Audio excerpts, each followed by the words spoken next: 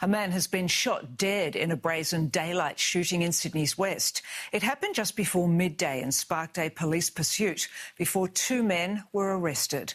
Gunfire echoed across western Sydney at 11:50 a.m.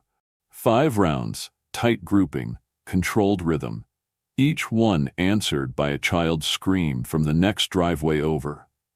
Police didn't arrive later. They were already moving. They heard it. The sound carried down Carignan Street like a message meant for them. On the asphalt lay Seve, 28, Inner West Brotherhood. A father of two whose life ended where families hang washing out to dry. No scuffle ending in tragedy, but a hunt concluded in broad daylight. Miss the button? Go ahead, subscribe now so you don't forget later. And yet this scene, the crash, the sirens, the stillness, is only the surface. Because what set this in motion began long before the first casing hit the pavement. He wasn't born into a gang. He was born into silence. By 13, the boy who would become Seve was already using alcohol and drugs. Not to celebrate, to cope. A teenager walking into adulthood with habits meant for men twice his age. There were no counselors, no ongoing treatment. His family couldn't afford it. The session stopped when the money did. A slide that never reversed. While other kids his age were learning confidence, Mal was learning fear. And fear doesn't stay idle, it matures. So what was he at 13? A child failed, or a threat forming early? In his early 20s, the quiet turned louder. Mal had a crew. A reputation and an affiliation, Inner West Brotherhood, a street gang embedded in Western Sydney culture. By then, the path ahead wasn't hypothetical. It was measurable. Violent. Documented. Years tightening around him like wire. In 2019, a confrontation exploded. Up to 20 men involved. Mal among them. A mass brawl between Inner West Brotherhood and 14. Knives, golf clubs, pool cues. 2 men stabbed. Another hit by a vehicle driven by someone on his own side. Mal wasn't armed that day, but presence was participation. In 2020, he was sentenced to 2 years for the role he played. Prison didn't soften him. It hardened him. At Parkleya Correctional Center, Mal, then 23, launched a single blow to another inmate from behind. The victim, older, unguarded, fell with injuries severe enough to require multiple teeth removed and a metal plate surgically implanted into his face. The judge called it cowardly. The record calls it escalation. He was charged with robbery in company causing grievous bodily harm. Inside jail, he received disciplinary action, including a 3-month ban on visitors. Months later, another incident, intimidation. Even behind bars surrounded by concrete and officers, violence didn't reduce, it adapted. When he walked out of Parkleya, something in him stayed inside. He returned harder, quieter, and more dangerous. And outside those walls, Inner West Brotherhood wasn't shrinking. The network was expanding, taking space, taking ground, pulling young men deeper. The headlines were stacking, the police pressure rising, and the cycle, retaliation, response, revenge tightening like ritual. By the time 2025 arrived, Seve was no longer a young offender trying to find footing. He was a known figure in a violent ecosystem with no retirement plan. And somebody, somewhere, decided he had crossed a line he couldn't come back from. By late 2025, Sydney's streets were not calm.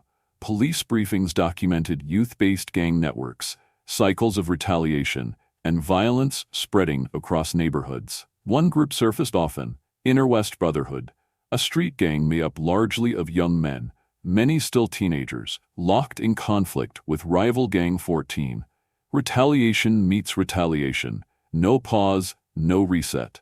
And within that landscape sat the name Seve, not adjacent to it, inside it. His history appeared in court records. A mass brawl in 2019 involving around 20 men, weapons carried, knives, pool cues, golf clubs, 2 stabbed, one hit by a car. Even unarmed, Mal was convicted for his role and sentenced to 2 years in jail in 2020. Prison did not quiet the pattern. At Parklea Correctional Center, Mal, then 23, was charged after an assault described in court as cowardly, leaving another inmate requiring multiple teeth removed and a metal plate surgically implanted in his face. Court documents recorded disciplinary issues inside the facility, including a visitor ban and another incident for intimidation. Meanwhile, outside those walls, the gang war persisted. Inner West Brotherhood versus 14. Police monitored, communities absorbed the aftermath. November 2025. The conflict was not slowing. Men died young. Others lived only long enough to face court. And on November 28, 2025, when Mal Seve entered Carinya Street in Blacktown, he did so in a city where violence did not need to announce itself first. It only needed opportunity. Whatever happened next was not spontaneous. It was accumulation, history arriving. Because what unfolded in daylight that morning did not begin with gunfire. It began with everything that came before it. Friday, 28 November 2025. 11:50 a.m. Carinya Street, Blacktown, a normal suburban morning. Children nearby, cars parked in driveways. Nothing unusual.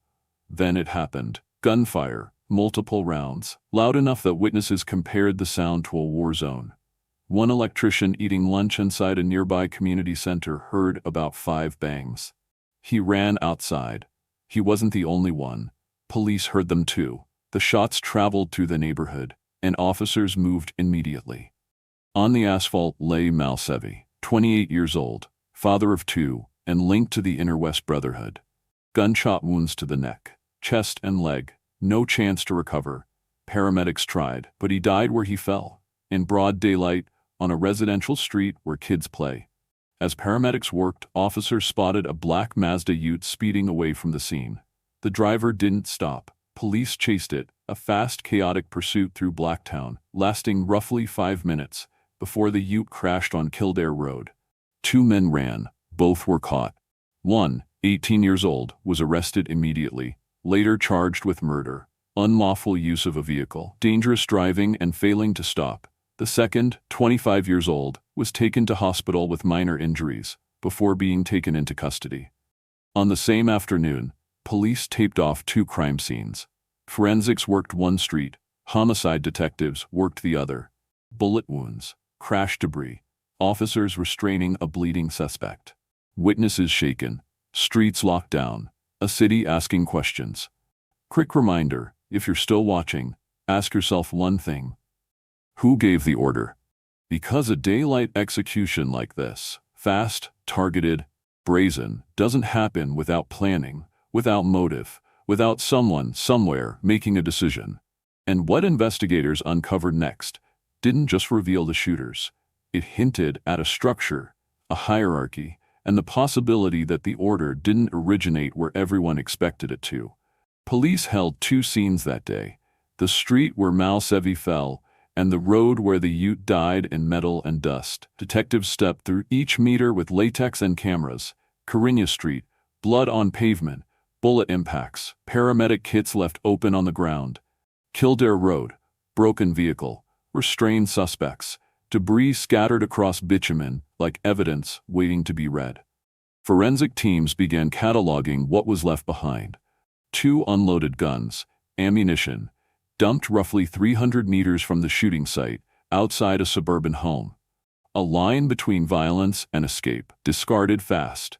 1 suspect, 18, faced the weight immediately: murder, unauthorized use of a vehicle, dangerous driving, failure to stop. He was refused bail the next morning, 29th of November, 2025. His case set for court again, 29th of January.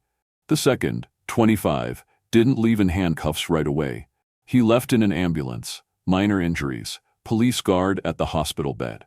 Then, custody and charged. Superintendent Brendan Gorman confirmed what was already felt beneath the surface. Mal Seve was known to police. So were the 2 men now behind tape. But arrests didn't close the circle, they opened it.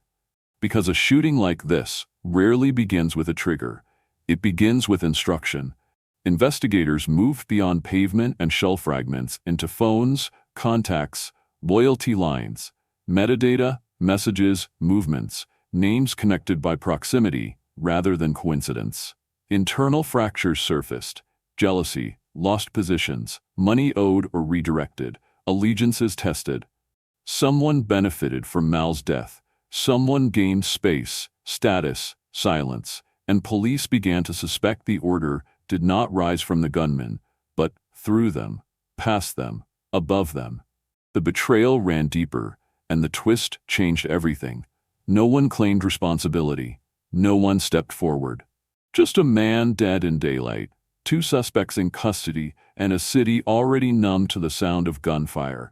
What is clear is this: Mal Seve's murder did not stand alone. It sat inside a broader pattern: Sydney's gang conflict, tit-for-tat retaliation, young men dying younger each year. Police confirmed that Mal and the 2 arrested men were known to them. They acknowledged the possibility of gang association, including rivalry involving Inner West Brotherhood and Gang 14, but no one, in court or public record, stated the motive. No tapes, no confession, no declared order behind the bullets. And so the questions remain, not as theories, but as absences in evidence. Was this execution part of the ongoing feud? Was it revenge answering revenge, or something as simple and as permanent as a dispute that reached its endpoint? Why Mal Seve was marked on that street remains unconfirmed. Only what happened after and what was left behind. A cycle without a named trigger. A homicide without a publicly confirmed mastermind. A death inside a war that shows no sign of ending. The story doesn't close here. It pauses, unresolved, inside court files and unanswered questions. Because on the 28th of November, 2025, the gunfire ended a life, but not the conflict that shaped it. Not the pattern. Not the streets that carry his name still, as one more casualty in a war no one has learned how to stop. Sydney's streets have become a ledger of lost futures, young lives traded for territory, protection, status. Gangs once hidden in shadow now fracture communities across the city. The rise of the Inner West Brotherhood and other youth-based crews shows how recruitment is no longer fringe. These groups prey on vulnerability, offering belonging where there was none, identity where there was emptiness, and often they fill silence with violence. Mal Seve walked that line. He lived the choices, the fear, the escalation. His death, while brutal and sudden, was not random. It was the final punctuation in a story of accumulation. Alliances fracturing, grudges deepening, loyalty sold. What does it say about a society when the path from childhood to cell block to street corner becomes one of the few clear lines drawn by opportunity? When the glue of neighborhood, kin, hope, fails, and all that remains are fractured loyalties and loaded guns. At the end of the day, this isn't just about one man, one shooting. It's about cycles. Cycles of recruitment, cycles of desperation, cycles of violence. A city fights back, with raids, with arrests, with public outcry, but the roots run deeper. The anger, the abandonment, the hunger for belonging, not fixed by law alone. If you've listened this far, you've seen the damage. You've seen how a life can be erased in broad daylight. You've seen the last step in a long descent. So before you shut this off, ask yourself, what breaks the cycle? Because the lines drawn in the suburbs, in the alleys, in the gang lists, they aren't just crimes. They are warnings. And if you made it this far, you know what to do. Subscribe, hit the bell. There are more cases coming, where the truth is darker than any fiction. See you in the next one.